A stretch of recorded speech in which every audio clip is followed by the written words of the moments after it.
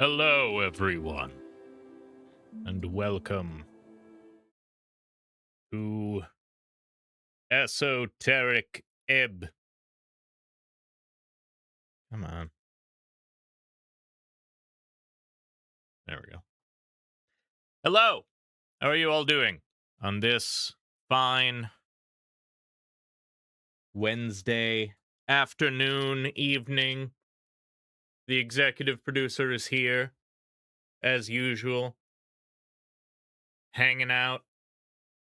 You want to say anything? Meow? No. He's buzzing, though. Anyway. How are you all doing? Hope things are going well. It's very hot. I'm ready for summer to be quite over myself. I'm ready for cooler times. Release me. He begs. Release me and feed me. Hi. Mm. Last time, yeah, there's the tendril. Last time on Esoteric Ebb, what I remember is I think we did a whole car thermometer read 100. Awful. We're not quite at 100 here, thankfully, but that is when it hits triple digits, everything should be canceled. Things should cease. That's a nightmare. But we did a bunch of like Legends of the Hidden Temple shit in this lower area. Did we meet Kraid last time? I think we met Kraid and got ourselves a slog dog or two. Yeah, Too Hot, Ready for Autumn, not only for the Halloween enthusiasm. I mean, listen, I have the receipts. I have the receipts that we should cancel Heat. And they are Bridges $100 thermometer. $100? 100-degree. Fuck. Hi. Yeah, we slog dogged it up. We slog dogged it up. We found, I think, another one of the rats. I think we're only missing one rat at this point. We either have 3 or 4. And we then found our friend Meek, our new friend, and we deputized him. So we now have Deputy Meek. And he is money equals temperature.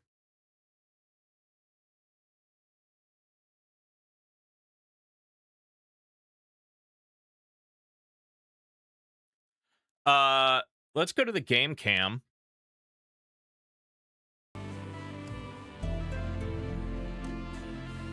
And yeah, last we deputized Meek. We convinced him to join our party, and we are now wearing him as a scarf. So let's get... Oh, God, you're starting to shed, bud. Or continuing to shed, I suppose. Move to Alaska, and it can be negative $40. That's a much better, like, monetary proposal, in my opinion. So we have Meek. He makes himself very known. I don't really think he's trying to hide that much anymore. I forget what he gives us. Nothing. But he helps. Because he's our buddy. How many rats were we at? We are at 4 rats. We're missing 1 rat. Yeah, that's the joy of the Midwest. You get both of the nightmare extremes. Sometimes it's hotter than the surface of hell. Sometimes it's fucking a new ice age outside. Oh yeah, we got a ghostly Halberd. and we talked to a, like, 1,000-year-old lion ghost. We did a lot of shit last time, but it was all weird. Can I... I hope you all saw that. Hey. If you sit calmly, you can chill there. Oh. Oh, I think I stepped on a trap. Everything suddenly goes very... Time. Oh. Here we go. Probably gonna lose my streak. We'll be traveling, but you will rebuild. And you will pay. This boy. Oh my god. Buddy.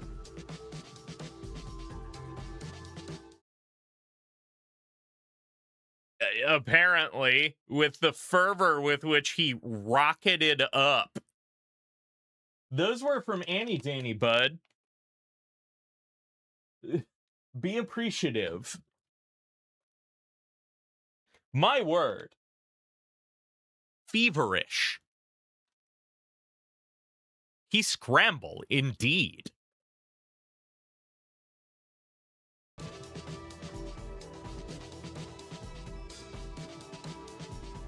Okay.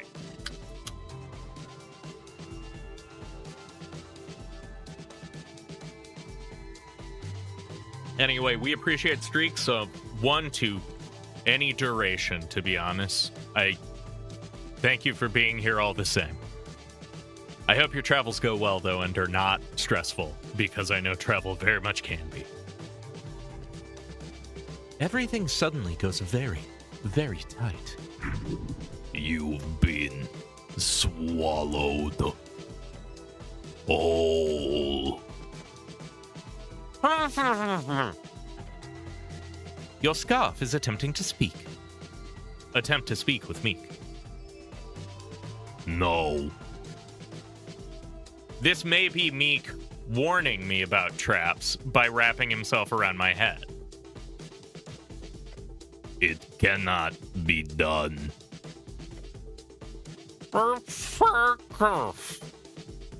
Attempt to speak. Trying to open your mouth, you feel it sluggish and hard. As if your body is fighting against every inch. Attempt to move. A wriggle is all you get. Art Fair weekend and just driving, so it shouldn't be too stressful. That sounds legit. Well, I hope you all have a good time. There is a powerful force, a pressure all around you. The overwhelming weight of societal expectation. That too, but also something tangible. What's going on here? You can neither move nor breathe. Cleric, you okay? You hear your companion's voice faint, as if he was far, far away. This is possibly quite terrible. Hold on. Something's off here. Off. I can't move. It's some kind of trap? Oh no. Oh no, no, no, no. Stop playing around. Stopping like that reminds me of that time that... The goblin takes a step closer to you before jolting back. All around you. Oh.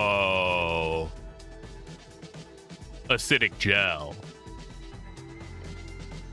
Yo! It is seeping into every crevice. By earth that burns! He shares your burden. Everyone knows about these. A gelatinous cube. You are statistically likely to die here and now.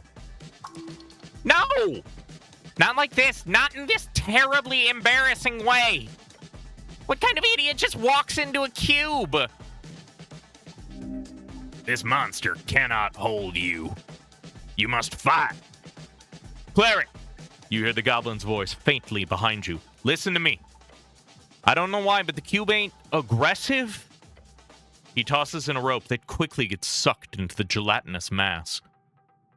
That makes up for the, 3d8 where I got, 4 damage the last time.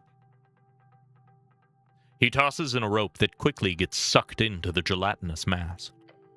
Push a bit closer to the edge and grab the rope. I'll help pull you out. The rope doesn't get nearly close enough for you to easily take it, but if you can get to it, you might live. Listen to his voice. The goblin knows this horror. He does not want you to be dissolved. Escape the cube? Oh, yeah. You push and fight against the endless pressure of this translucent force of acid and pain. We're all so strong! And then, grab the rope. You cling to it. Let's go! The goblin yells and pulls with all his might. Your muscles urge to stop, but the lack of pain on each limb as it escapes the cube's surface causes you to continue. And finally, leave the cube.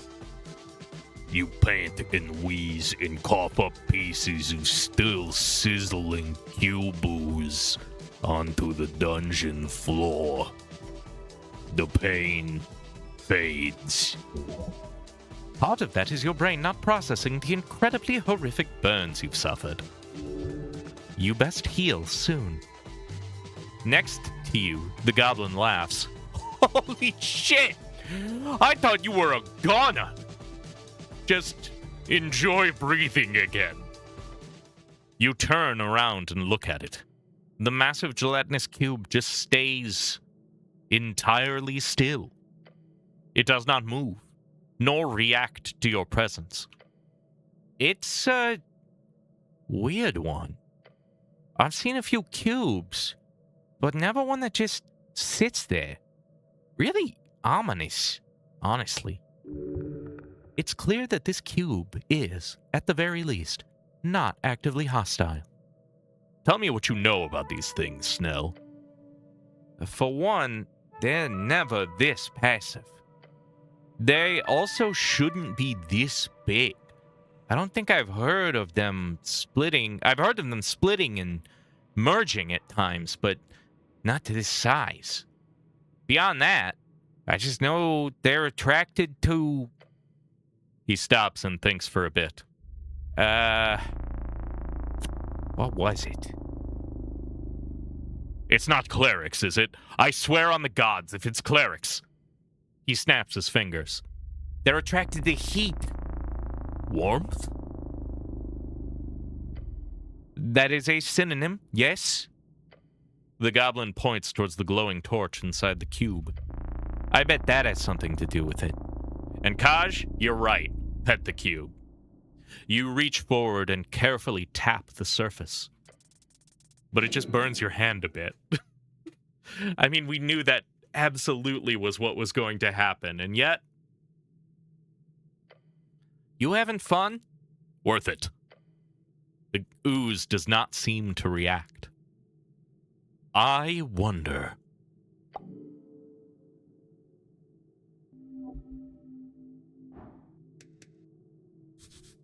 There's a gelatinous cube here. Runfakla. You look over to a glowing torch deep inside the gelatinous cube. Today I learned the English should not be allowed to name animals. What have they done this time? What have the English done this time?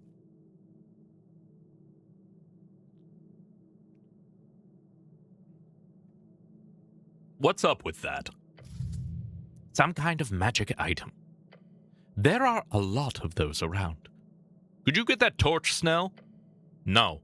Could you? Possibly. Let me rephrase. Could you do it without having your skin be dissolved by the gelatinous cube? No. The goblin lets out a deep sigh and looks across the surface of the jelly monster. Crab-eater seals do not eat crabs. Man, yo, you had like one fucking job, and you fucked it up. Amazing. The cube's weird. They're usually way more aggressive. The fact that we can stand here no problem means something's way off. And I bet it's that torch. Can you use your magic to grab it? There are a handful of spells that could work here. A protective shield, if you wish to fight through the acid. Or Mage Hand, a possibility. If I could find Mage Hand, then maybe that'd work. If the gel would let it go through. Well, you'd have to find it then. I thought that you clerics knew basic cantrips like that.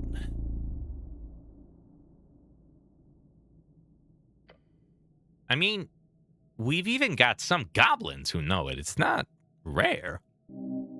This goblin cannot be allowed to denigrate you like this. It's beneath the cleric of Norvik. Trembling. Anger.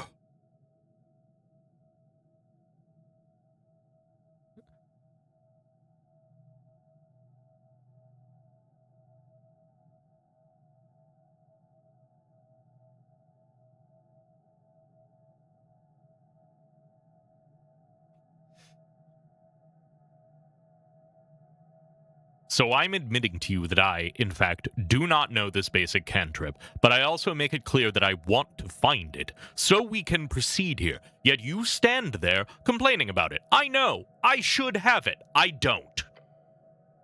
The goblin is taken aback. Damn. I'm sorry, cleric. You made your point. He didn't mean to make you feel bad.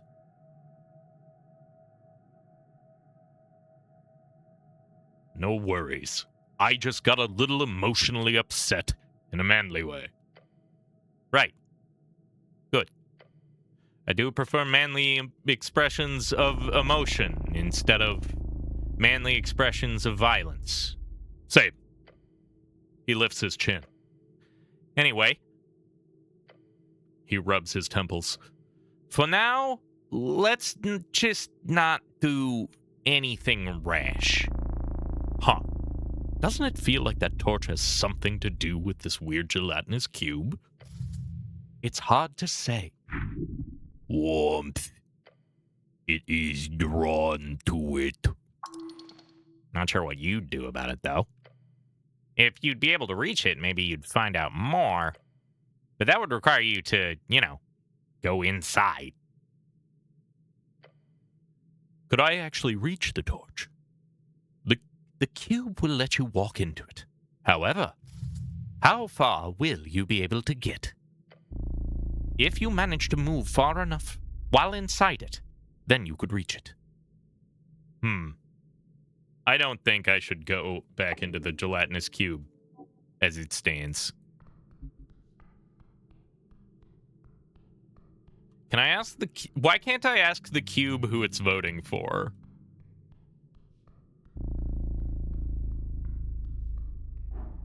Or what it's voting for? Piece of paper. Some kind of adventuring log. You look at the wrinkled piece of paper. Its content half legible through grime and stains. An adventuring log. Highly uninteresting. We're gonna need to go back and take a nap anyway. We're like tapped the fuck out, and it's getting pretty late. Let's spend our, comprehend languages. Oh, it's asleep, so I can't ask it what it's voting.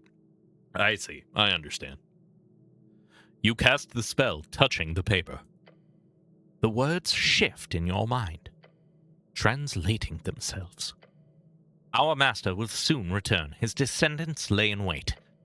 The great trove of Isuth sits within the walls of the lost seat, under the feet of the traitors. I have found and spoken with the spirit of his firstborn son. His bones are caught in these arcane halls, kept stable by the presence of a filthy goblin chiefess. As long as she holds that ground, his divine remnants will not move, but I have sealed the entrance. It will only open for a true follower. Hail Isuth! May fire sweep the coast. A dragon cultist wrote this. These adventurers were hunting for it. Dragon cultists. Always so dramatic. Worshipping dead gods tends to make people theatrical. True. Interesting.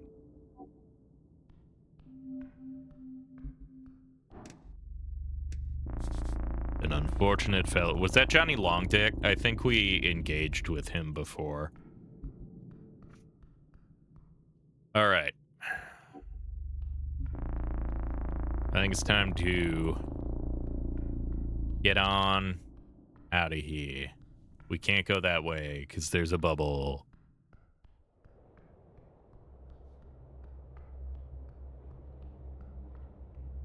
We need sleep. Most of our bones are broken.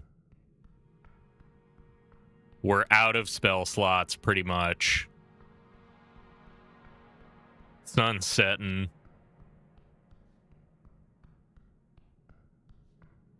Get an early crack at the delve tomorrow. With a full health bar. What's this again? The primitive cave paintings stare back at you. Oh, right. Fascinating, but I should move on. It's an intelligence check. We don't do those. Oh, we could start poking down this way a little bit.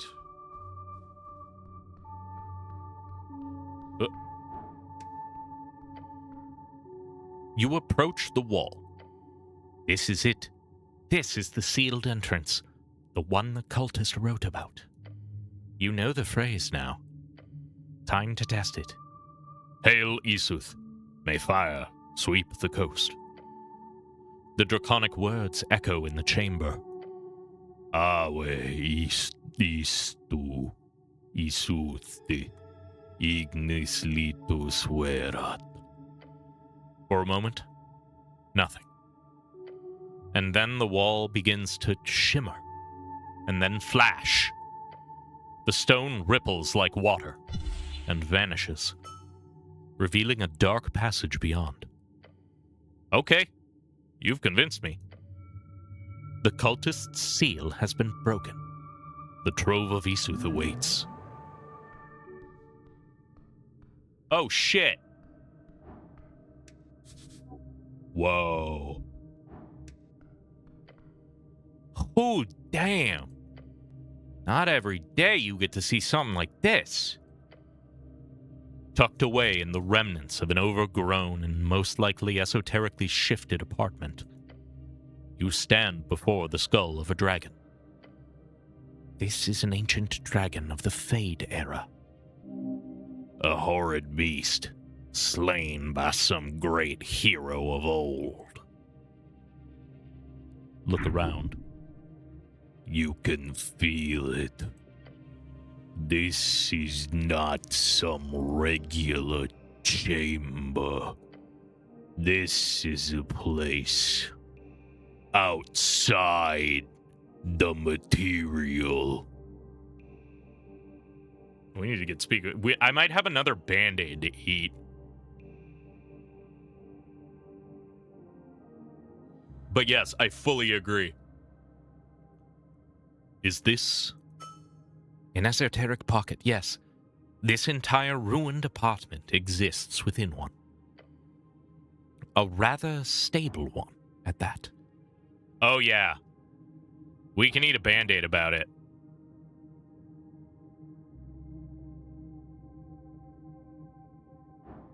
The esoteric pocket watch tingles. a lot. Let's examine the skull before we cast anything. What kind of esoteric pocket is this? It is a jungle pocket of some kind. It appears stable, for now. Very esoteric. Jungle pocket. Yes, the overgrown walls and strangely ambient light make it obvious. This is a sliver of land from some ancient time. Probably Fade era, maybe Gate. Do not linger too long here.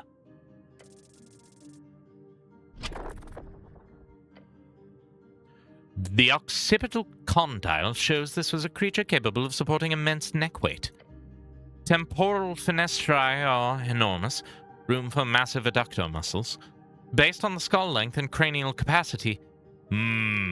Yes. I occur. Think hard. This dragon was at least several centuries old when it died.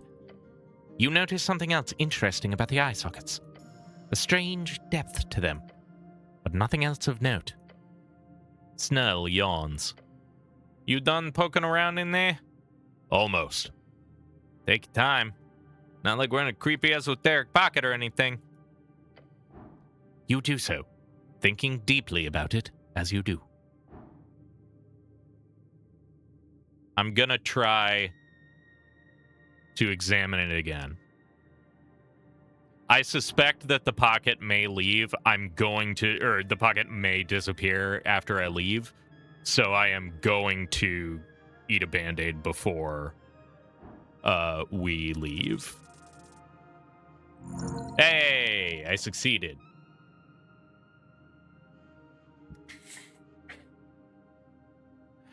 The cranial structure is remarkably intact, as is expected of this pocket.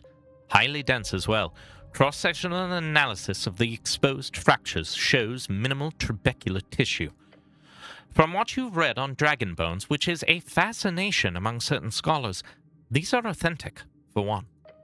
The sutures are completely fused, full of skeletal maturity, and the size appears to point towards a mature age, somewhere between adult and ancient. A red dragon. More importantly, you notice something lodged in the posterior maxilla. Something in the sinus cavity. Reach into the sinus cavity. Careful. Don't stick your hand in too deep. Who knows what's lurking in there? Your fingers brush against something cold. Metal. You pull it out. A key. It tingles in your hand. What'd you find? He cranes his head to get a better look. Show him the key. Huh. Rusty. Then you hear it. A sound. Scraping, shuffling, coming from inside the skull. Incoming! Get ready. Snell already has his sling out ready for... A goblin shoots out of the eye hole of the dragon. The fuck? Hey! A goblin. His eyes covered by a pair of faintly glowing spectacle goggles. Around his head, a helm of sort. Rusty scrap. What you see of his face reveals deep wrinkles, and covered in dust and bone fragments. An old goblin? What are you doing in my place? Snell takes a step forward. Hey, this is halfway territory. Identify yourself. The old goblin drops to the ground with a thud, joints cracking. He's wearing what might have once been clothes. Now, it's mostly rags. His eyes are wild, feral. This goblin has been alone for a very, very long time. I'm Domno, and you're in my territory. I got here first. His eyes lock onto your hand. The key. My key. He points a gnarled finger at you. You didn't just steal that, did you? Snell, you know this guy? We don't all know each other, cleric. Hey, guy, You know my buddy Snell here? No, we don't all know each other. Now give it back. Give it back. Give it back. Now, give. Literally not happening. Is this truly his key? Is he the owner? Explain again. Who are you? I'm Domhnall. This is my apartment. These are my dragon bones. Those asshole cultists already came through here once, poking around, and now you? Cultists? Yeah, one of them at least came back here, I don't know, a few weeks back. What is culty robes, culty chanting, bad types. How long have you been down here? He scratches his head, dislodging a small cloud of dust. About a year, maybe? Snell's eyes go wide. A year? Give or take. What does the key open? His eyes narrow. Wouldn't you like to know? It's the key to the greatest treasure of Isuth's hoard. Snell, we should help him. Get him out of here. The old goblin hisses. He's hissing. The old man is hissing. I can hear that. I don't need help. I need my key. Snell sighs. Look, old-timer, you've been stuck in an esoteric pocket for God knows how long.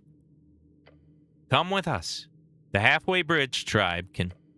I'm not going anywhere without that key. His spirit has been here for far longer than he believes. We'll send someone down for him, eventually. For now, let's just not lose more time in here.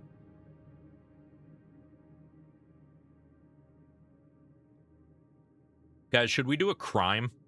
Should we rob this man?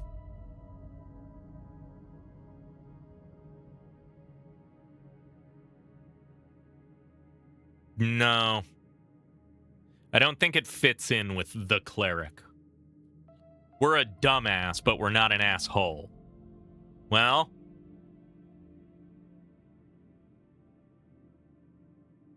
This dude, though, is also completely insane.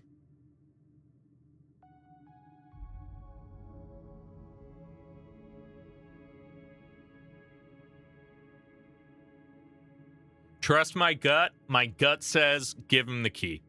I don't even know what it's for. It's just a fucking key. Fine, take it. You hold out the key. The old goblin's eyes light up. He reaches for it, then stops. No. No! This is a trick! Or this happens. You're gonna grab me and take me away from my home! No. Why would I ever do that? You're being paranoid. Sounds sincere. Poor man. Years of isolation have broken his mind. I'm not trying to trick you. That's what a trickster would say! He unfurls the scroll with shaking hands. Manus Arcana Dominatus! The key rips from your grasp. Oh, no, you don't! I mean, at this point...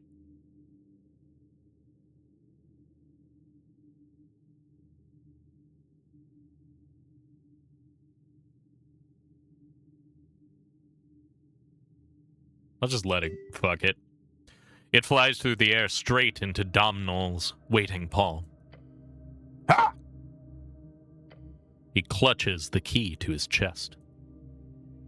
Mine! And then he leaps back into the eye socket. Scrambling, scraping. It did seem like Mage Hand. Maybe we can get it off him. Gone. Stare at the skull in silence. The eye socket stares back. Empty. But not really. Let's just leave. Nothing good can come out of staying here. Well, I'm still gonna ask the dragon some questions. Animare. Animare. A deep rumble throughout the walls of the apartment. Whoa! I bet the old man felt that. I'm having a chat with our friend here. Great, very useful, he says. He yells while attempting to keep his footing. A wind courses through the chamber, through every orifice of the dragon's skull, and through you. Then it stops. He is ready.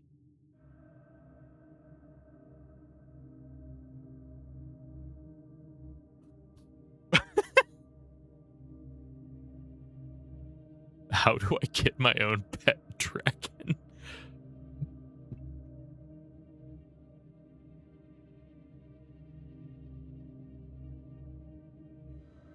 Who are you?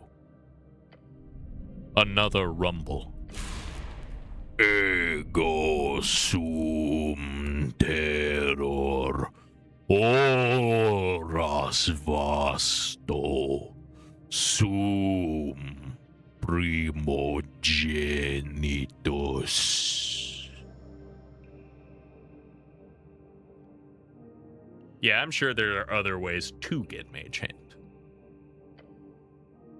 The voice causes you to recoil violently. 4 more questions. Speak Diminorian, buddy! Try not to fall over. It calms down, but the wind continues. I am the master of Zerkamut, the first flame.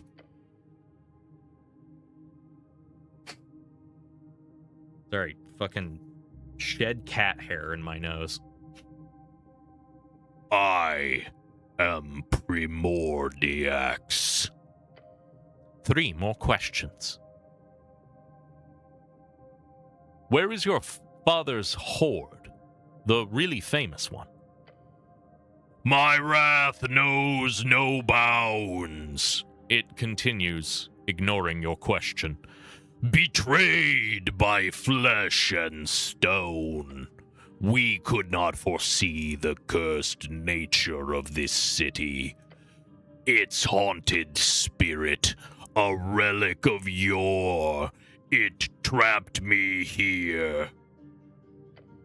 Oh, Father, near great worm of ash and snow, how was I to rise from your shadow?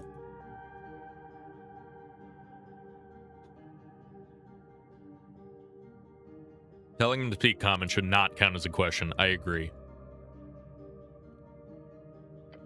What strings were mended to seal this fate? What terror faltered in my absence? How was I to take the throne? How was I to lay siege to all bands?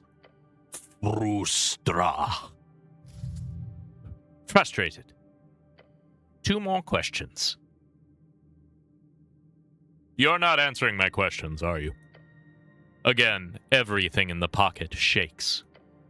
Had it not been for this pocket of foul magic, the remnants of yore did it all, a hole in time and space, my eyes forced to watch for centuries as millennia pass.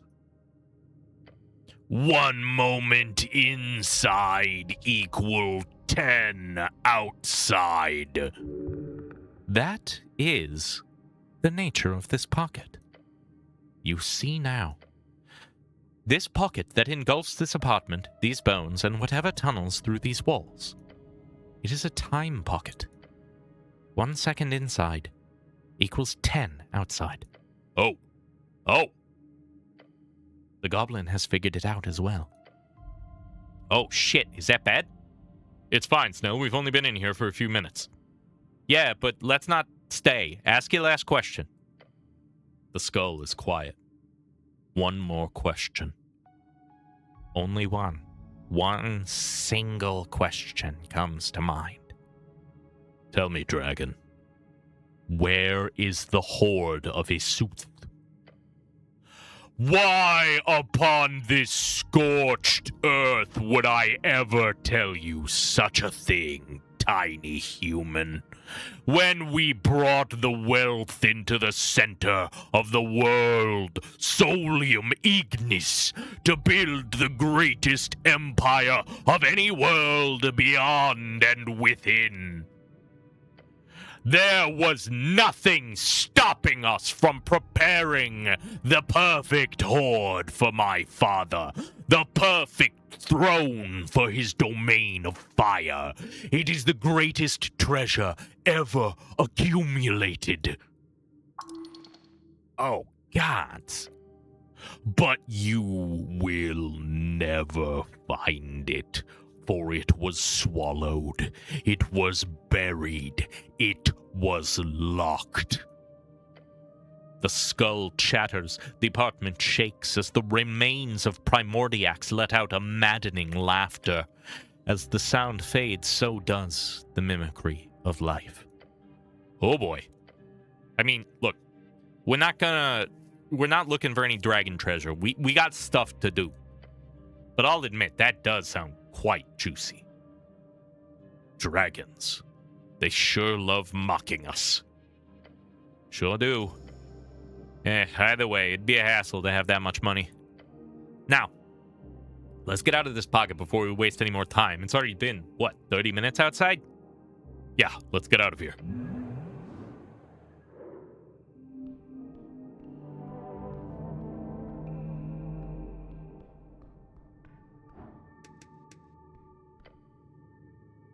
Oh, there's a gigantic hail snail. Yeah, I feel like none of those questions had anything to do with what he had to say. He was just gonna give his rant, and that was it. Fucking dragons, man. They sure love mocking us.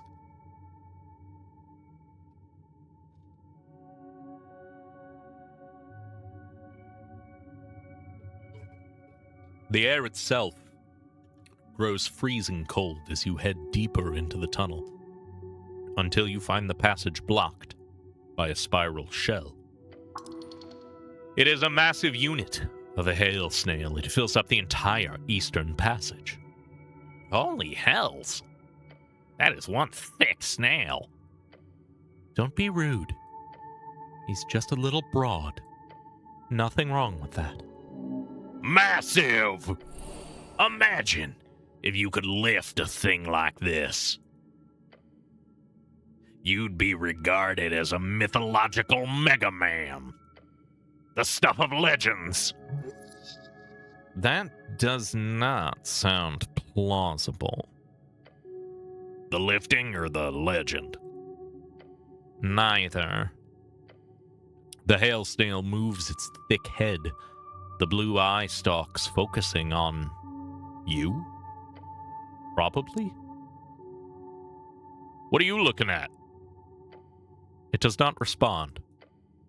The goblin waltzes up to it and looks it up and down. This big guy's been here for months. Last time I was here, he was facing slightly to the left. Moving closer, you do see that the snail is moving. Maybe 10 degrees? Or 5? Not very fast. The frozen mucus slowly melting around it indicates a pattern. Yes, it is rotating. Or in layman's terminology, the snail is turning around. It'll be done by next year, probably, and then it'll head straight out of the tunnel into another one or two.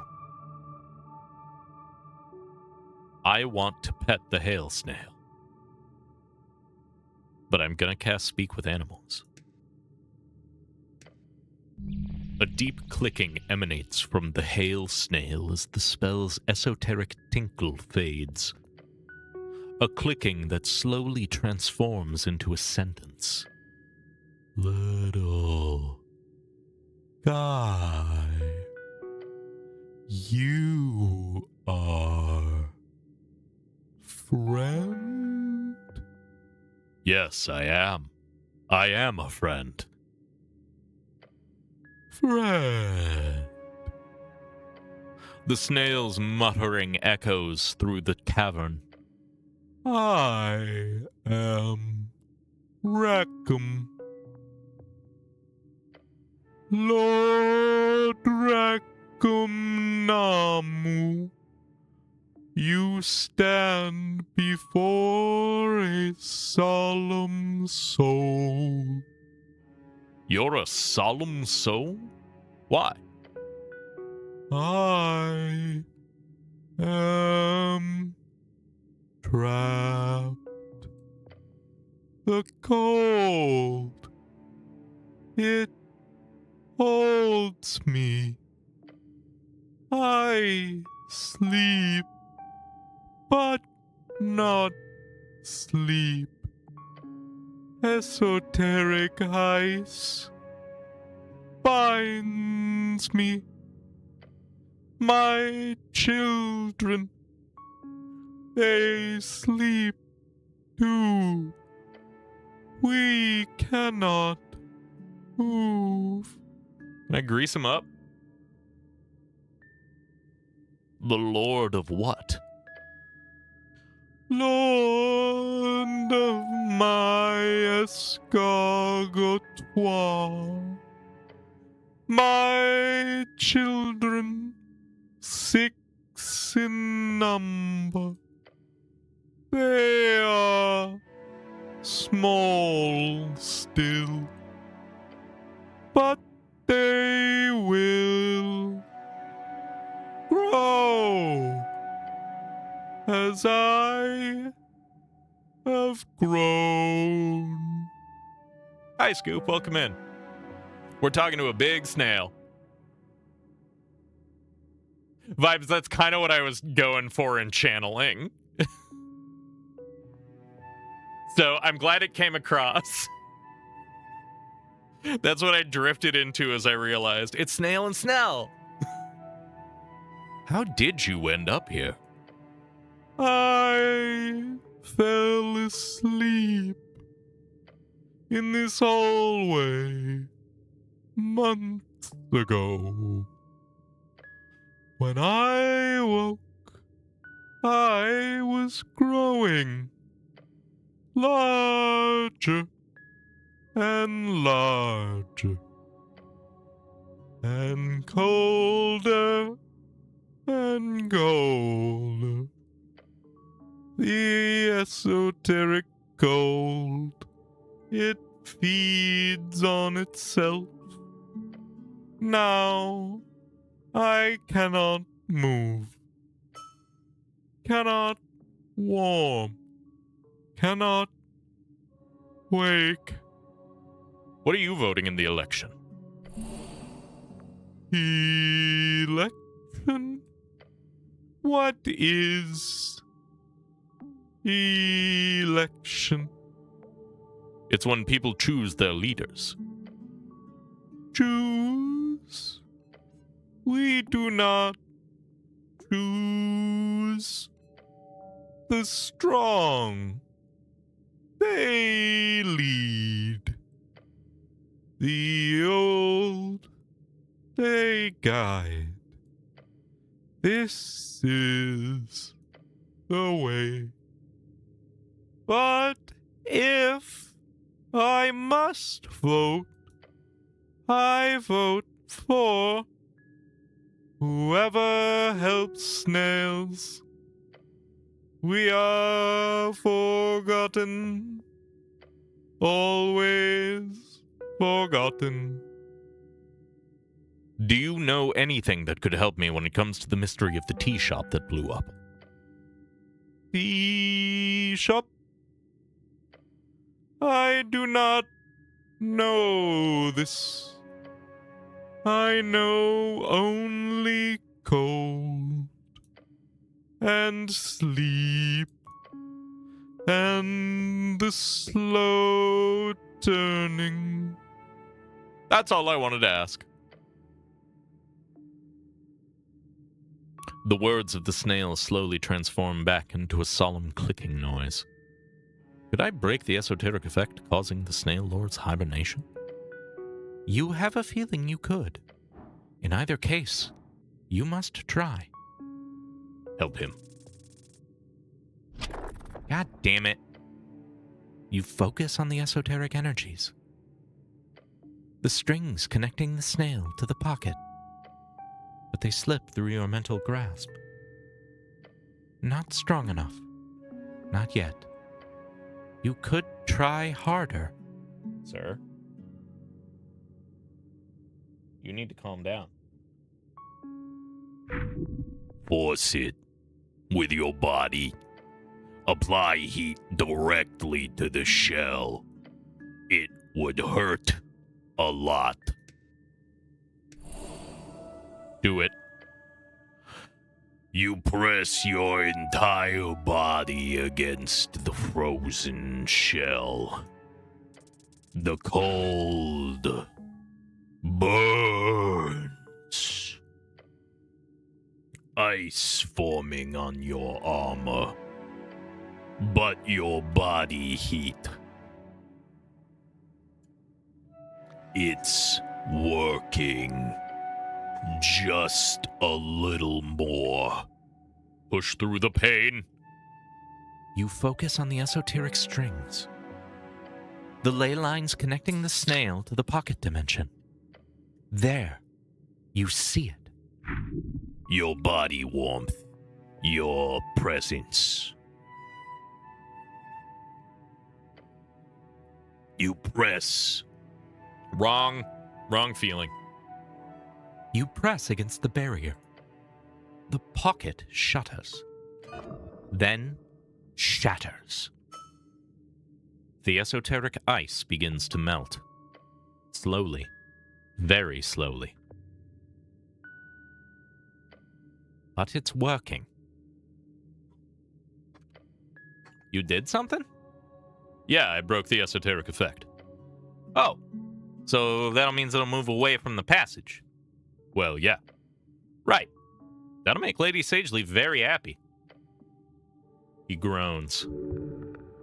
He would have preferred the snail to remain, but he will not complain about it beyond those guttural noises. Step back. The snail lets out a blubbering, clicking noise. Other sounds echo from deeper in the hallway. His family is awakening. All together now. You should return later after a rest. They will be done by then. I'll leave them to it. Okay, speaking of rest, we gotta go do that. Like, now. Is that a shard? Oh, hell yeah. We're starting to run low on those. I had to spend like 2 on Meek, I think. Okay, we're not too far out of the way. Where does that go? Do I know?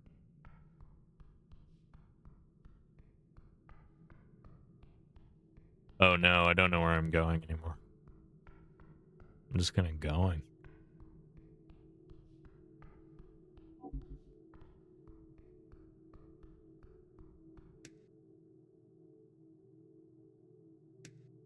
Oh no, that's short rest.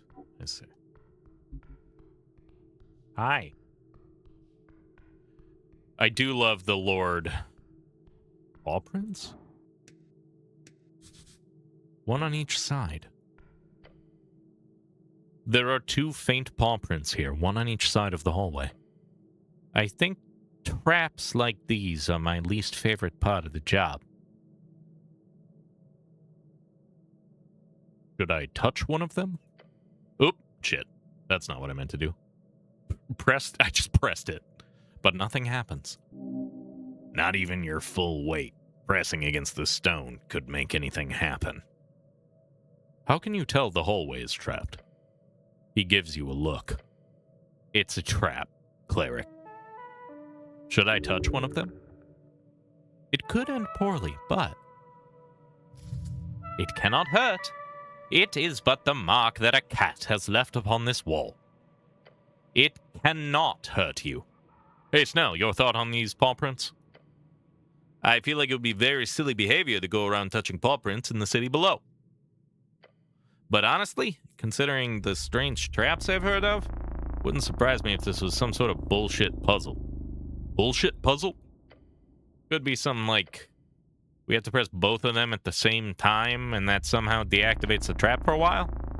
Do we gain anything by getting past here? He shrugs. This is outside HWBT jurisdiction. Considering the esoteric bullshit going on down here, it's impossible to tell exactly what's behind there. But if you're looking to search deeper, this could be the way. Unfortunately. Let's not. Not tonight.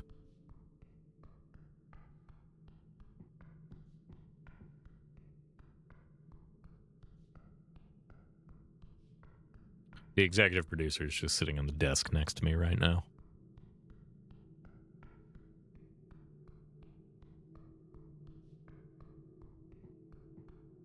Oh, he just sent Snell. Actually, it'll probably send Snell when I just get to the guardhouse that I'm sleeping in.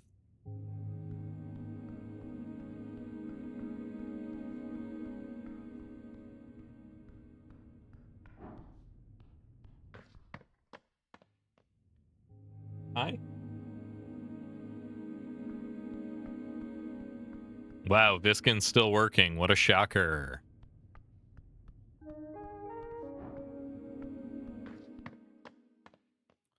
It's almost like that guy doesn't need to sleep or something.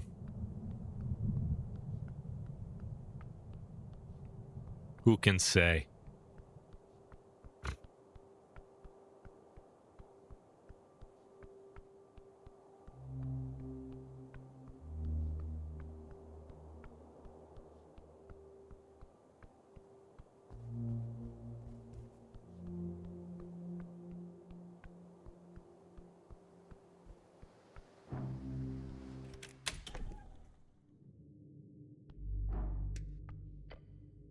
I still can't get over it. I mean, an elf? In the tea shop? It's like the start of some dumb riddle. He grunts and scratches his chin. I hate riddles. I need sleep. See you tomorrow, cleric. You stand alone in the tower. Time to sleep.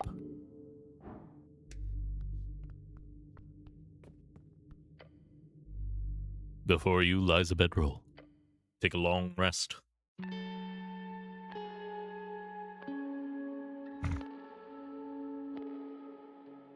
As you fall into the softness of the bedroll in this tiny tower, you feel tired, the kind of tired sleep won't fix.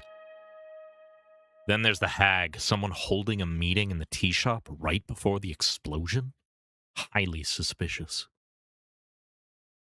Will you be able to complete this quest of yours? Below the below. That is where you must go. That is where you will find your answers. Answers within strings.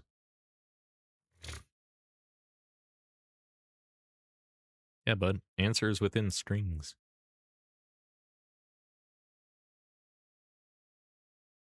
Oh, hey.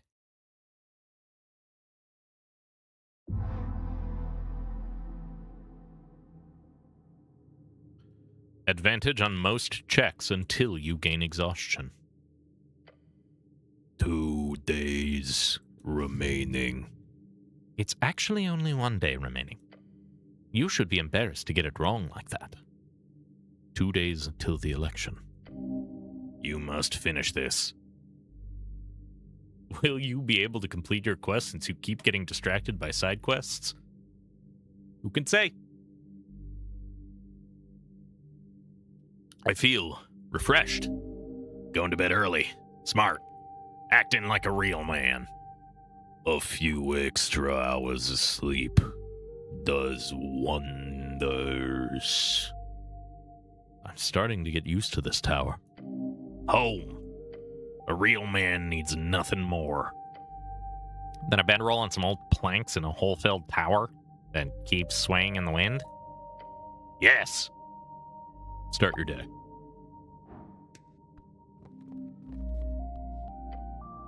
Cleric. She is still working on detailed notes, her halo spinning around her head. Get to know her better. It is time. Become the man you are meant to be. Speak with the angel about religion.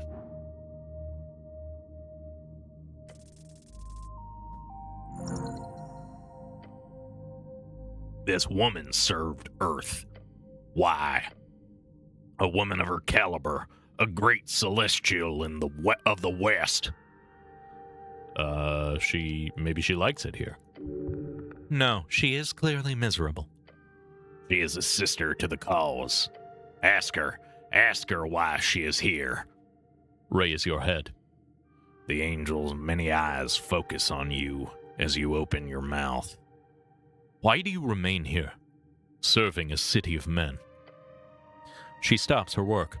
The floating papers begin to move out of the way, and the angel descends ever so slightly. It is...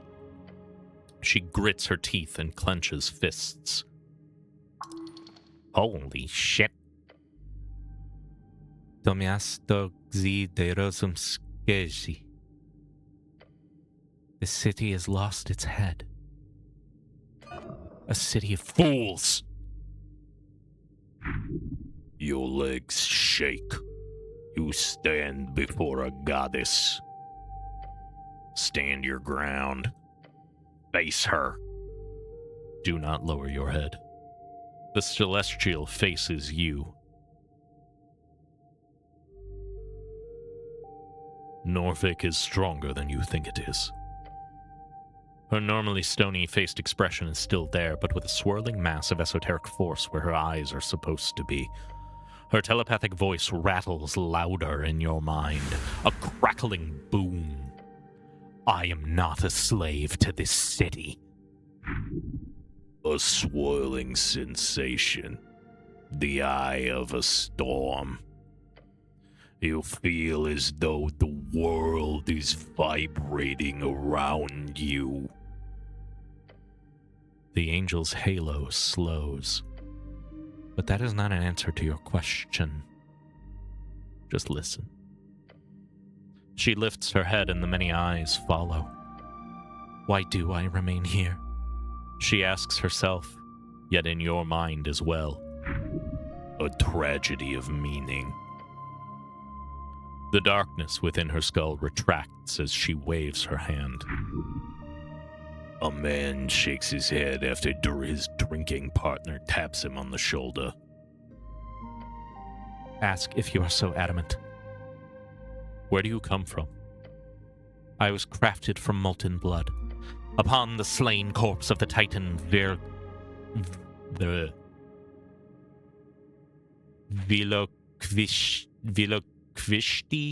Vilokvirsti. My sister spawned from the flood on the slope at the closing. I am no Anticipalian. My crafting was made here on this esoteric coast, right as it all turned hellwards. It was force, I learned, so soon after my first light. She lapses into a more dated language when she recalls her birth. This is the life of a celestial. That is where I come from. The eternal battle for the holy mountain. So you're a kind of veteran.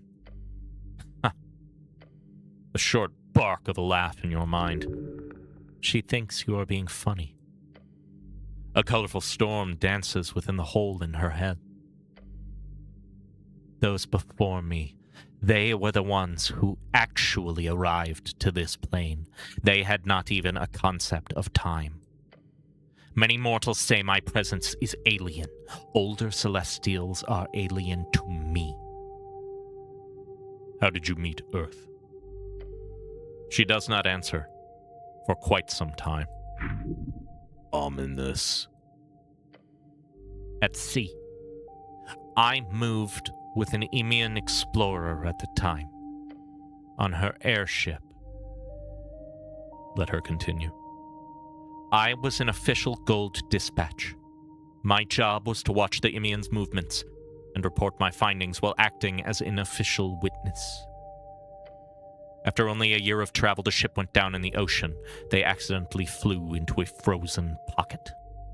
Oh. I stayed near to watch the disaster, as was my duty to report. She is quiet for a beat. 20 crew members died in the impact, and the other 12 gathered on the wreck. They called out to me, pleading as they froze to death. I did not have the authority to interfere, as was the Golden Horde's foreign affair edicts at the time. She obeyed. She followed orders. That is good. Horrible. Once the voices were silent, I left the blizzard behind, moving inland. Keep your mouth shut. The storm raged. Before making it out of the pocket, I was struck by lightning. Lightning? Yes. And you lived. Her many eyes land upon her right arm, held out opposite by the floating shards on her left. That is when my wing broke. I fell into the depths. Even an angel cannot withstand nature's fury. That should have ended me, yet the strings aligned. A fleet of humans were traveling across the rough Ascani waters. Earth. The human god saved me. That is how I met him. I did not join him in his struggle with the low creatures of Ziki Zimi, your Ascani. Yet in time, I served. Before we ask our next question, I'm out of ad snoozes, so we're going to run our 3-minute ad break. Grab a drink, use the restroom if you gotta.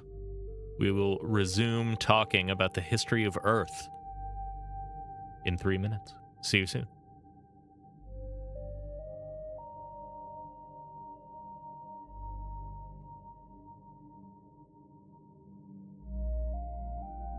We are running lower on time than I would like. Kitty, dinner time. Yeah, not you.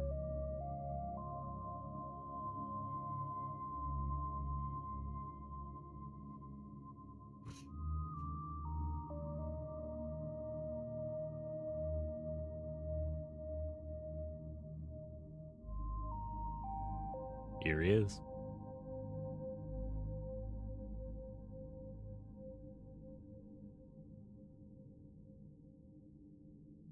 He's back.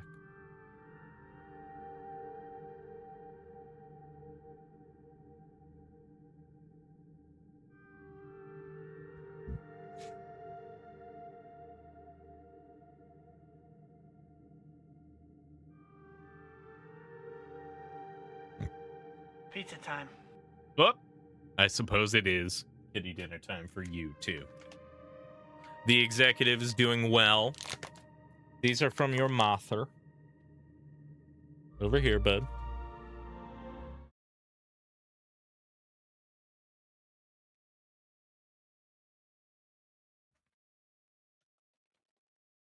Little grabby hands.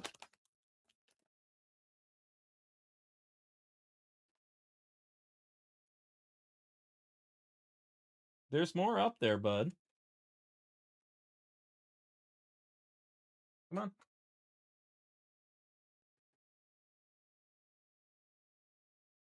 Here. I help. I will help you. Come on.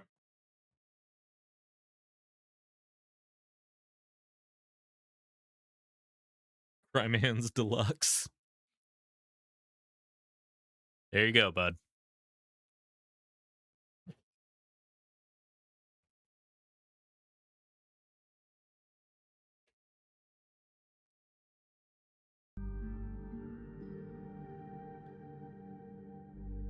Can't jump, must be lifted. demanding. He's learned that he can be lifted now. So now why bother putting the effort forth?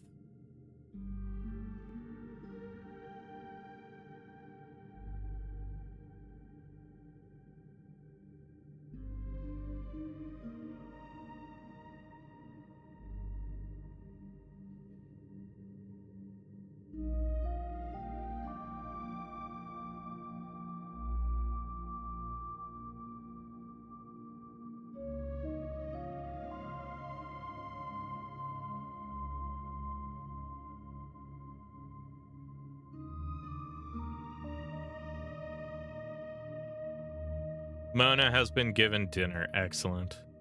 Just in time for us to return. As well as the ad is now over. What was Earth like? Oop, wrong window. You know. You do. You have your tales. I know the stories. I want to know what you thought of him. You see many, many eyes gaze into yours. He was meek. Yes? Ah, other meek. Sorry. Kind. Reluctant. It was his weakness and his strength. Your god was a complicated man, cleric. He did terrible things. He performed great deeds. He was just a man. Just a man, huh? He built his city in his own image, for good and ill. How long have you been here? I served him for a minuscule time. Approximately 49 years. So you fought trolls with Earth? No. I joined after the initial conquest. We view time in different lights, cleric. Remember that. Why Darrow? I am a senior member of the Earth Guard. The Patriarch set my assignment. I am following orders. She is not capable of self-determination. Not so far. I had Nicholas Darrow's defense, along with a handful of rotating guards. It is not a difficult appointment. Why listen to the Patriarchs?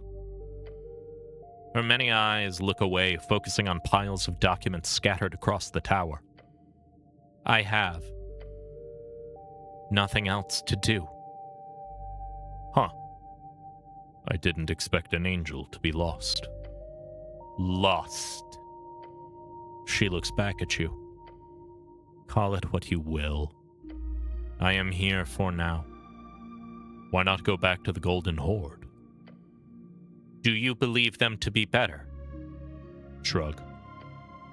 The Horde consumes and subjugates. At times they factionalize, fractionalize, splintering into deadly war bands. Usually by some divine mandate or plot rather than similar motives to the civil wars of mortals.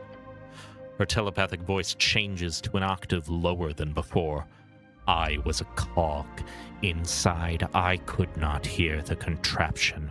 Outside, it is clear.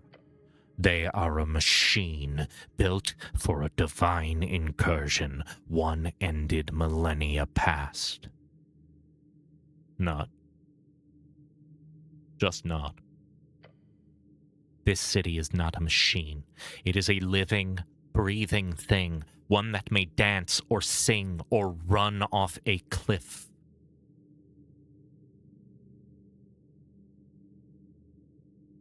Registered first the factionalized, fractionalized misread and thought the angel was just moving into beat poetry. She's got fucking bars.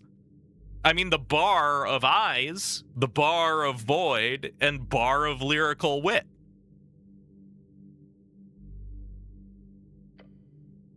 There is something good about that.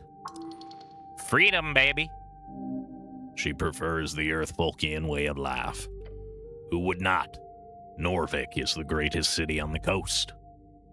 Do all Celestials look like you? No.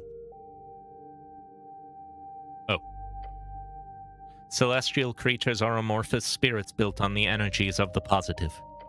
We shape in time. We form by purpose. Some of us are fast, some of us are slow, some by physical means, some by spiritual. Unicorns are celestials. That fact always pops up in your brain as soon as you hear the word celestials. Well, I think you're pretty, at least. Not a single one of her many rotating eyes meet your gaze. Aesthetic subjectivity was not in discussion, Cleric. Please refrain from using such language. She attempts to stifle your manhood. It will not succeed. Do all you Celestials look alike? Simply reiterate your position. Sorry, I got off topic. She nods her head. Yes, you did. No problem. She is silent for a moment. Then she gives you another calm nod. She does not know how to say no problem. I'm not sure what else to ask. Move on. You have not inquired about assistance. Assistance? The tea shop. Oh, right, I forgot. You forgot about the tea shop? It's the only reason you're here. It's your job, man. Don't fuck up this paycheck, too. She descends slightly. You can almost look at her without bending your neck all the way back up. This incident is to be investigated entirely of your own accord, Cleric. I will not interfere. However, my duties include keeping watch over the ruins. Miasto Gleben, the city below. Are you entering the lower parts of Norvik? I've entered the dungeons below, yes. Good.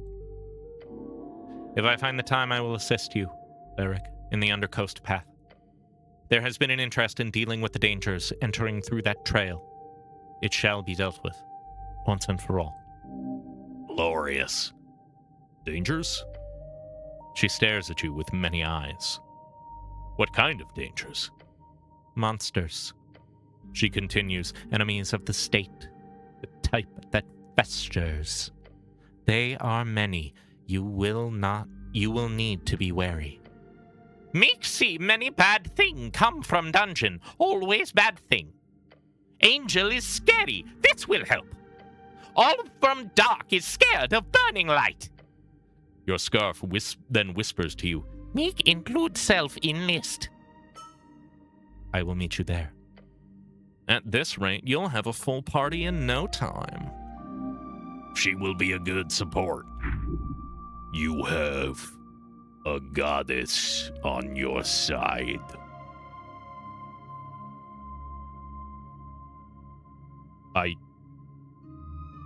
Okay, sure. The angel returns to her work. Etir will now join you in the Undercoast path as long as you do not go down there solo. Have a good day, Etir. All right.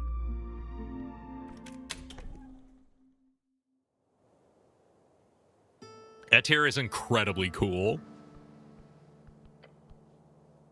You stop. An ominous feeling. Shit, not another visit from that assassin, is it? There's no rain today? Maybe that's what you're reacting to. Look up. No, it is a familiar feeling. A connective broadening of the sense. Of your hearing, in particular. It is ascending. From who? Receive it. Hello? Ring? Oh, gods, please, no. Your patriarch. Listen carefully. I am sending you. This is about some conflicting reports. Your skull rattles. It says here the Tolstad Lich House has a dead elf. Are they sure it is not a tall gnome? That would be more statistically likely. Remember, I told you to handle it without trouble, but I forgot to say that includes... The spell is cut off. That would be 50 words. Make your response now. Patriarch, it was not a tall gnome. It was an elf in the tea shop, and I have not heard anything of a corpse disappearing. You have a few more words left. And I'm close to finding a witness that fled into the city below. Good! You'd better be focusing on getting as much information as possible. My ass is on the line here. Your patriarch's voice rings in your head. Dereliction is not some minor infraction. You should be glad I'm covering for you. It cuts out. He didn't actually end it mid-sentence this time. How remarkable. Take a deep breath and enjoy that it is over. Sorry! The sending spell only allows me to send over 50 words at once. Anyway, do not try to poke around too much. I've got the Law Lord on my ass. Just focus on not pissing off the goblins and also not pissing off Darrow. That would be really bad. Get it done, Rang. Again, it cuts out. He spent 2 third-level spell slots on this. Sure, it's a 2-hour walk to the towers, but he couldn't pay for a messenger? Clear your head and go about your day.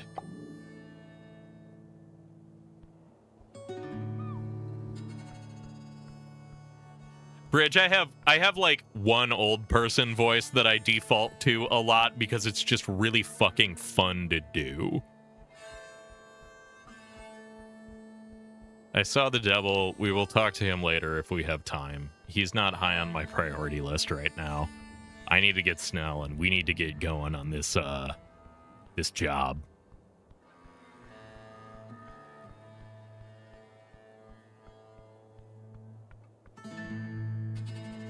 We got to make some real headway today.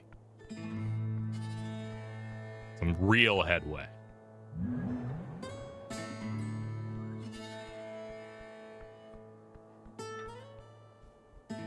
Oh, he's in multiple places at the same time. That's cool. Unless they were different.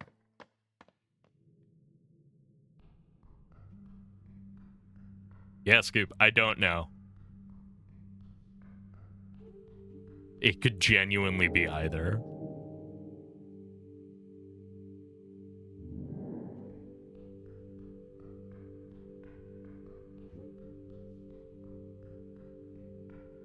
Oh, it is the same guy. He's just all over the place.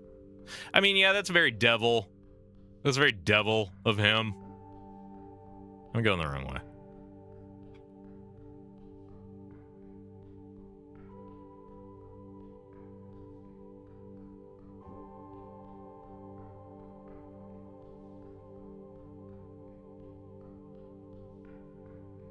They're this way.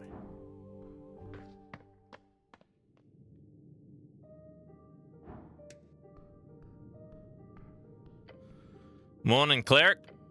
The goblin rubs his eyes. You ready to head out? I usually head out about this time, so yeah, I'm ready. Let's-a go.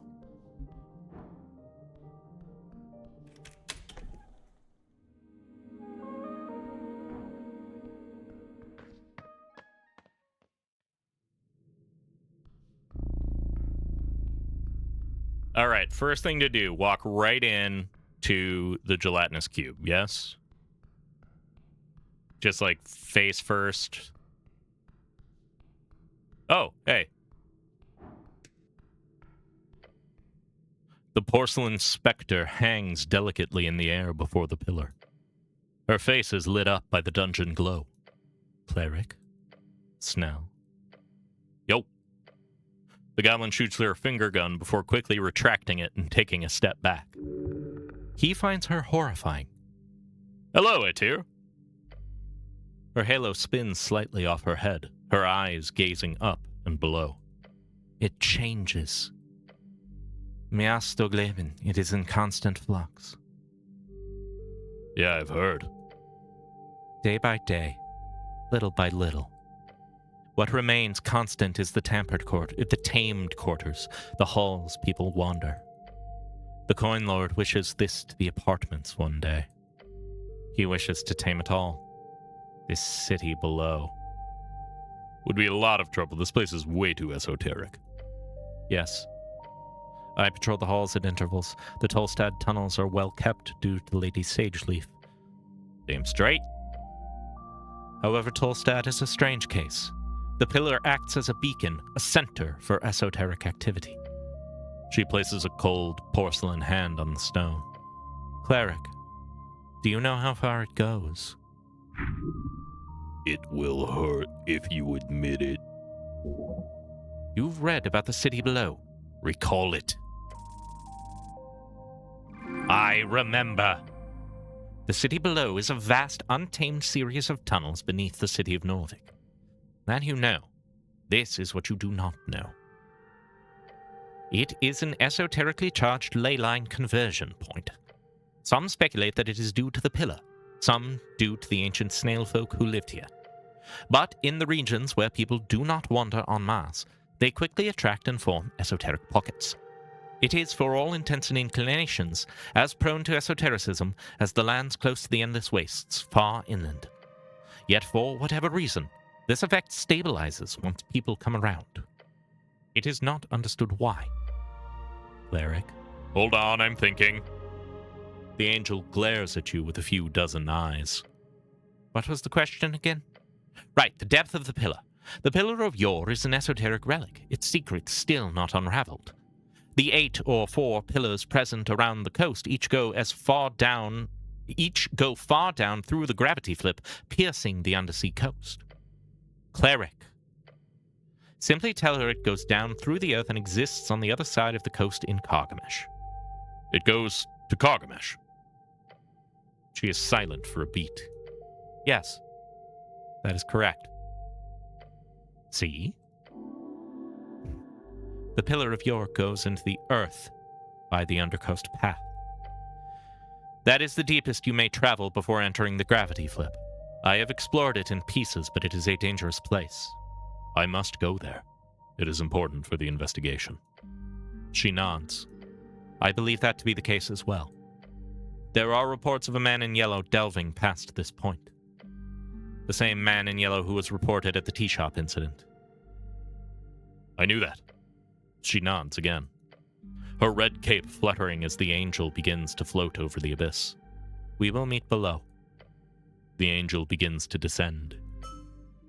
Into the far, far below.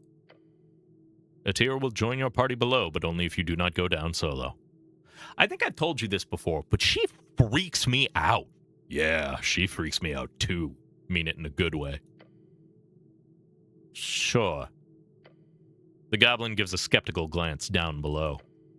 You will find her below the below. Look down into the darkness and see nothing.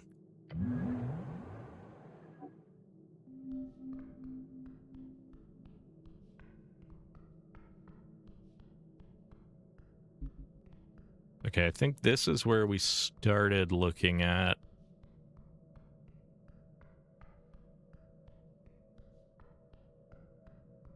Oh yeah, and this is where those paw prints were. I need my light. Hey, a book. Investigate. At the end of this hallway in an alcove like any other, you see a book. It sits on a thin ledge. It does not have anything on the cover. This is creepy. Agreed. Don't write your name in there or anything. What about a guy that found a book once up in Muletown? On the cover it said famous people, and inside was just, well, like a list of, well, famous people. Historical figures or whatever. So this guy thought it'd be funny to scribble his own name among them. And poof! He turned into feathers. Like a big collection of pure black feathers. Started floating away in the wind down the river. It was all everybody could talk about for weeks. Seems like he got what he wanted. He gives you a chuckle. Sure did. Then the goblin frowns, looking up at the ceiling. I can't seem to remember the guy's name, though. A man lost in history. Anyway, what were you doing? Open the book. You flip open to a page. Any page. You flip through multiple. They're all empty. You know what you're doing, cleric? Keep flipping. You keep flipping until you see text on a page. It says in a clean and steady handwriting, "What tome do you desire?" Huh. Yeah, this is cursed. Clearly, this is esoteric. You take out a quill. Try writing Norvikian Chants by Patriarch Pili. This seems like a bad idea. I'm going to do it. Your letters immediately fade from the page, but it's replaced by another message that seemingly forms out of the same ink you used to write. Patriarch Pili? His books are found everywhere. But the closest copy? Among your possessions. Then text quickly disappears. That's amazing? If it can locate any book, then it's like very, very useful. You get ready with your quill.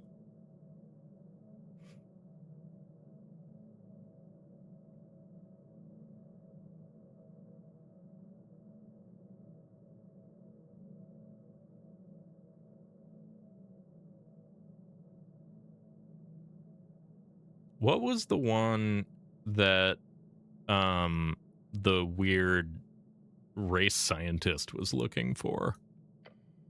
I can't check. Hang on.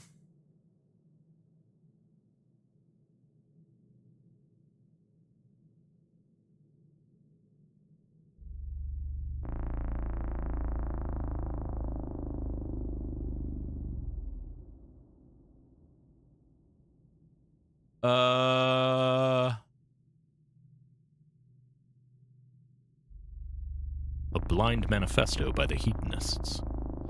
A surprisingly common book and found in these parts. It's in that foul office on Water Lane. Book of the Mind, 6th edition by Civitix. As you write those letters, finishing it with a simple punctuation. Oh! Yeah, Pegasus Bad Spider, you're right. The entire illusion wanders off far into the deep, deep hallway. Whoa! Yet directly to your left you see an entrance. It leads to somewhere bright. Your companion points towards it. Yup, that's some esoteric bullshit. You glance over at the book, still gliding away into the dark. You catch a final glimpse of its flipping pages while it's turning into some fine mist. Of course we have that splendid tome. If you ask nicely, it might be yours. Cool.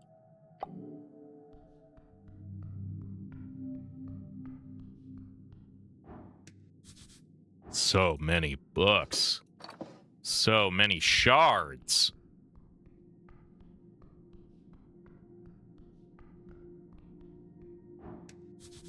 There it is. Among all of the ancient tomes and scriptures, each holding a world of knowledge inside, the one you seek is right here on the ground. Tingling teal cover, golden pages, an esoteric gem upon the latch. It almost blinds you with its radiance. It's large in both width and thickness. Tome of Hunger. You fear it. You crave it. Open the latch. Cool esoteric library. Right away it says on the first page in big bold lettering, Blood Property of House Hagenshags. Book of the Mind by Civitix. 6th edition. So Civitix would be one...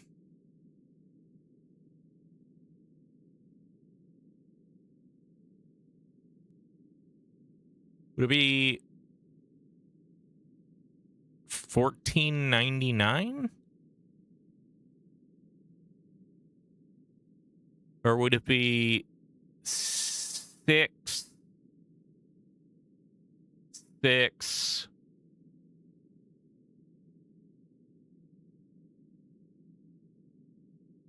No, because wait, what's D?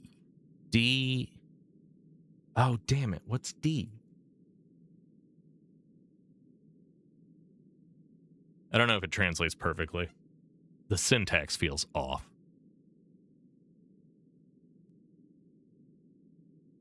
I mean, I know it's a name, not a year, but it is all Roman numerals. I was trying to see if it translated properly to a set of numbers. Yeah, exactly. One at both, basically. Won't you look at that? The book Appledent wanted. Quest complete. Or rather, he wants to see the sizable forward taking up the first dozen pages of the book. The scholar will be glad once you deliver it. If the upper class could be encapsulated into a single tome, I think it'd look like that. This was easy. Too easy. What's up? You will cease. A blinding light from below shooting into the endless above. At the center of the strange spiral abyss floating, your eyes adjust to catch a glimpse of one surreal shape. Who are you? Identify yourself. We are many pages, all words. We see you. I'm not allowed to take the book, I presume. A true statement. The string is in motion. While the library shakes lightly at the tone of this esoteric entity's voice, you do feel there is no immediate threat here. Your companion nervously glances to you and whispers, "You do your thing, okay?" Interesting. Tell me more about yourself. We are the living library, that which roams the walls, the fields, the phrase of Eomestra. Built upon the words of all, the words of those who spin the yarn, yet do not thread the string. What the fuck are you talking about? Truth! Such clear and effective communication. Can you see the strings of yore? We are one with the string. What's the rarest book you've got here? Rarity is a trait determined by the beholder. I mean, yeah, but like in your opinion. We do not convey through opinion, we live through written fact. But like, which book can't be found anywhere else? I will ask what the Living Library is voting for once I can. We hold thousands of written works which cannot be found anywhere else. But if you had to pick one, which one is objectively the most sought after and, in terms of contained information, most difficult to find elsewhere? We hold 3 tomes, each of which holds a level of uniqueness and universal desire among the populace on this plane that they can be considered the most rare copies in the collection. 16 Lessons of Chronomancy by Chronomancer. The Codex of Ultimate Wisdom by assorted authors. And a copy of the Vulgata by Saint Jerome. Vulgata, a lost religious text originally passed down within the ranks of the Order of the First Knights in Old Dimenor. These great warriors used the teachings in this secretive and holy scripture to ultimately influence all modern ideas of chivalry and knighthood. All copies were said to have been destroyed when the Order disbanded. A Vulgata. Order of the First Knights. When you picture a knight, a holy warrior is acting as a moral cornerstone of a number of civilizations in Old Dimenor, this is where it all began.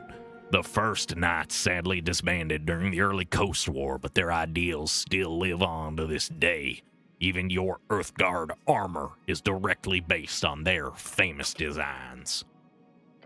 A copy survived? Tell me more about the text on the Chronomancy. No! Its content is known only to those who can offer an equal exchange.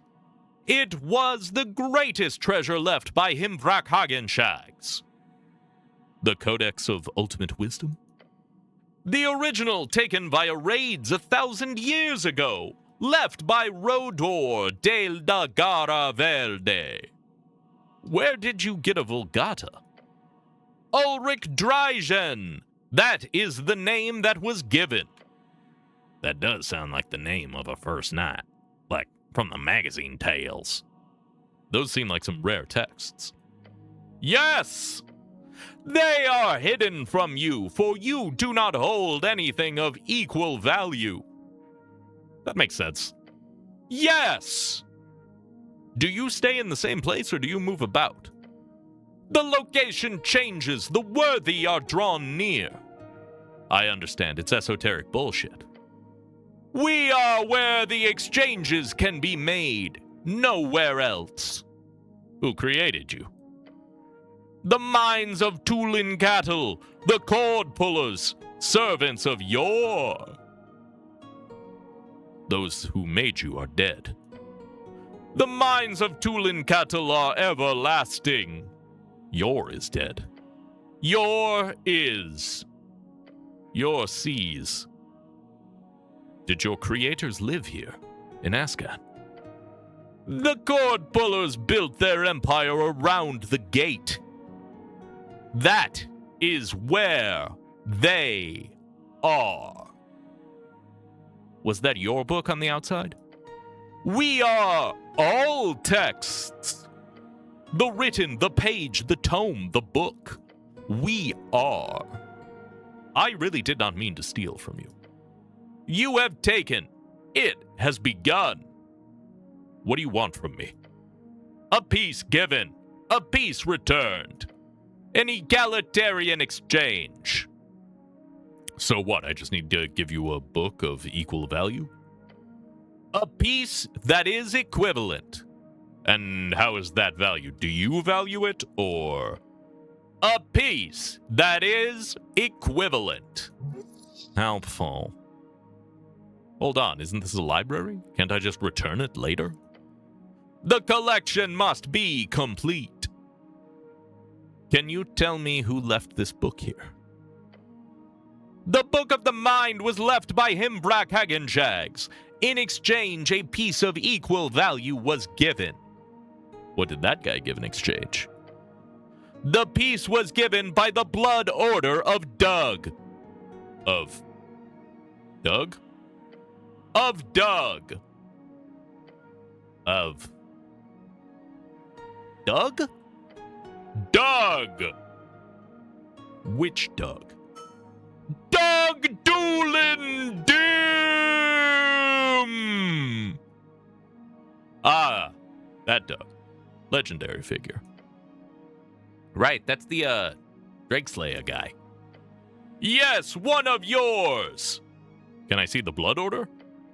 It is not what you asked for. Yeah, I know, but can't I browse the collection? No! Fair enough. Rules are rules. If there wasn't a strange apparition ruling over this place, you could totally sneak over and take a look. Do I have anything that's even close to the value of this thing? No, nothing. This book must be worth a fortune. 100,000 crowns to the right collector? Maybe? A monetary value? No. But in a more subjective terms? Nat 20. No. There is nothing you have that monetarily exchanges equality to this tome. However, it's not connected to a monetary value at all. It is not. While powerful, it would be unlikely that this thing would apply its own material break to the value of texts, simply because it would not keep the value of the collection intact. If you take out this book and then spread the secret forward hidden within that Appledent spoke so longingly about,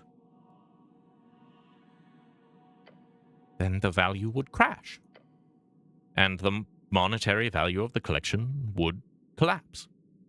It has to be an object of what? Sentimental value? My prayer book. More or less, yes. Something which symbolizes a similar value on whatever ineffable level this apparition appraises its collection.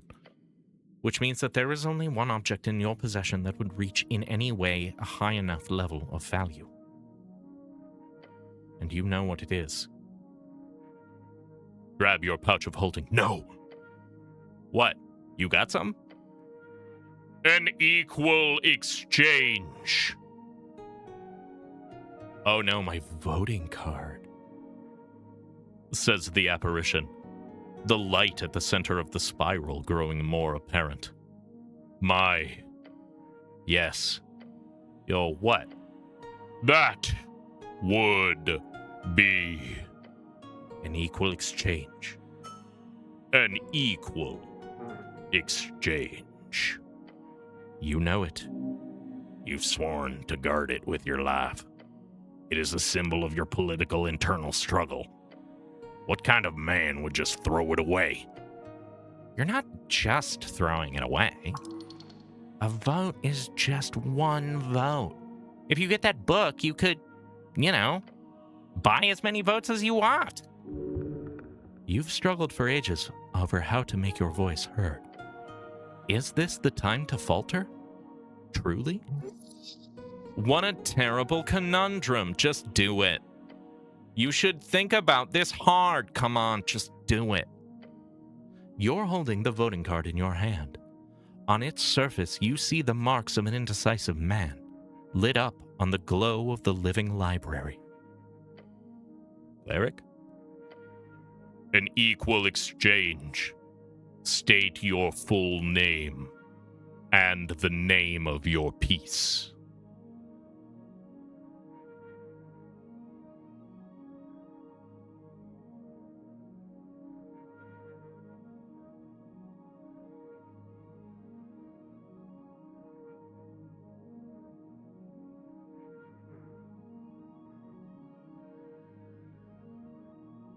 It's for a quest.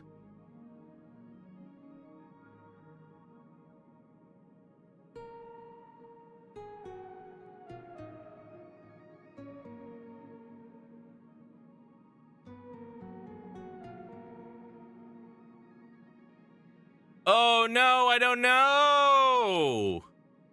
Is it worth it to give it to that fucking lunatic?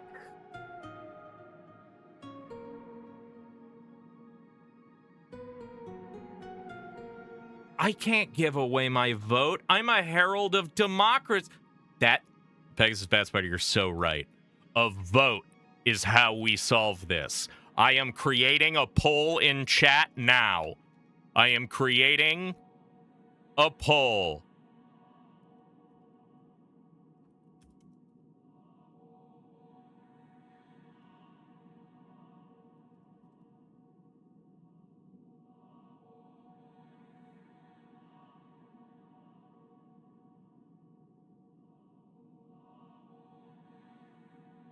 A poll is active.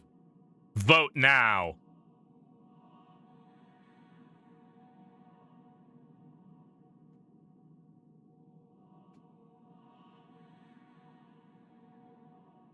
Keep your rights winning handily so far. Annie Danny, yes, you can vote on the poll if you gave away your voting card in this one. Democracy in action. I love democracy. I should get that as an alert effect. Whenever I do a poll, I just hit the I love democracy. Unanimous. Unanimous. Voting to keep our card. Oh, somebody tried to squeak in under the end, but not enough. It's time to run, lads. I can't. Run! You quickly slip the fancy book into your pouch of holding and in the same movement begin to sprint up the spiral walkway. As you do, the voice lets out a deep, harrowing statement. No exchange offered! Your soul will take its place! The illusionary books upon the shelves begin to crumble and shake, turning to dust one by one in a series of violent, esoteric poofs. The ground shakes and the world collapses as you move up the stairs. You will join the collection! The goblin is by your side as the two of you run as if a fire burned at your backs. Stop! As the chamber shakes, you begin to see the books behind you turn to dust. As the voice's command echoes all around. You don't want to leave. What? But I'm You want to stay. Stay and read the letter. To your left, sticking out of a shaking shelf, is an envelope. You know what it is. Cleric, what do you... Just take a quick glance. It is a letter penned by Earth himself. What? How is this possible? But perhaps you should stop and read it. Resist! Resist! You shake your head.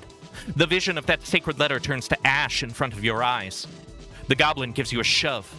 Don't look! It's doing something weird! Do not look! Keep running. You quickly push yourself around the spiral as books begin to fly off the shelf. Many turn to dark ash, covering the path in front of you.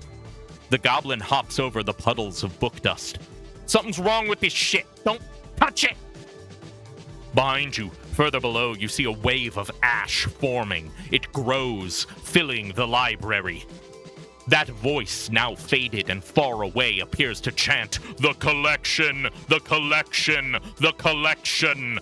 As you hear this, a tome lands before you. It does not turn to ash. Look at it. Look at it. It says the personal spellbook of Grand Arcanist Phileas Prax. This is a masterpiece. You must have it. Grab it. Now. Oh, shit. Still good. Still good. Resist. It does not make sense. Phileas Prax did not have a personal spellbook. Such a powerful arcanist would simply bind his memorization mentally, spiritually, and physically. Obviously. Jump over the spellbook. Rushing past it, it turns to ash behind you. Ow! You follow the goblin up, closer to the exit. You are so close now, as all the strange ashen books now pour into the walkway in a cascade of dark pages. The collection is echoing ominously behind you, barely noticeable over the rumbling of the structure. Almost there! That is when you notice it. The magazine. It sits on the railing. A magazine? In a library? Yes, you can see it. It is in the red light. The best nudie magazine in Norvik. It is banned in every official district. A one-of-a-kind type of debauchery. Oh, that's fine. I don't really care to stop for a random pinup magazine. Oh, truly? Of course. The Towers had tons of hidden stacks of smut. It's not exactly difficult to... Hold on, look at the cover. It's a special edition. Oh? What kind of edition? Take a look. It can't hurt. You glance at it, just a quick peek. No, not this. You must not. On the cover is a particularly sturdy and well-built looking woman. The title says, Orcs and Amazons Edition. Earth be good. Don't open the magazine. The flow of ash catches up to you quickly now. Like waves of glittering dark sand, each splash hitting your back causes you to lose strength. The two of you run towards the exit. Don't stop! The chanting from below grows louder now. One, a piece for a piece! Throw yourself out of the doorway.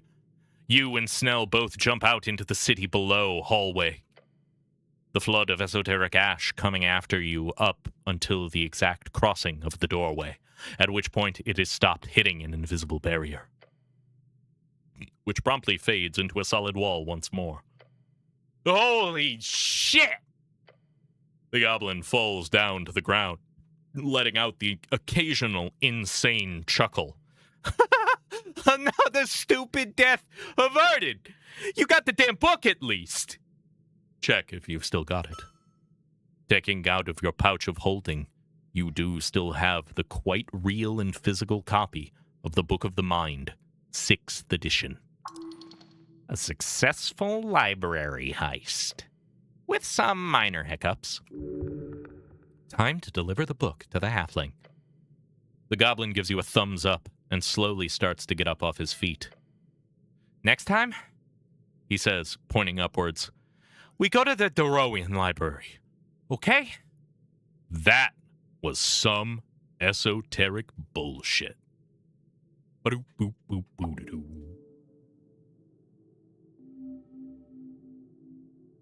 Anyway, I can think of no, even though we're ending like 5 minutes early, I can think of no better ending coda than successfully hitting that library heist. So, I'm saving it up. Sir.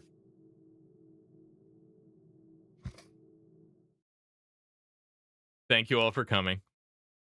I'm half glad and half tragically disappointed that we didn't manage to crit fail the forbidden porno. But that whole heist ruled, and I'm so glad that we decided to. Yeah? Can I help you? Okay. Oh,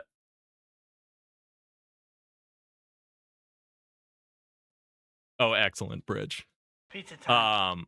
Oh, one gift for the boy before the end.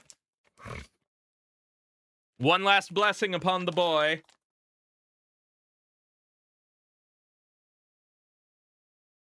These are from Bridge. Forbidden porno death. Who are you, Kaname Date? Honest, yeah, that was the only fucking thing I could think of when they said it was a porno mag. I'm just like, oh my god, am I about to Kaname Date this son of a bitch? Buddy, come on.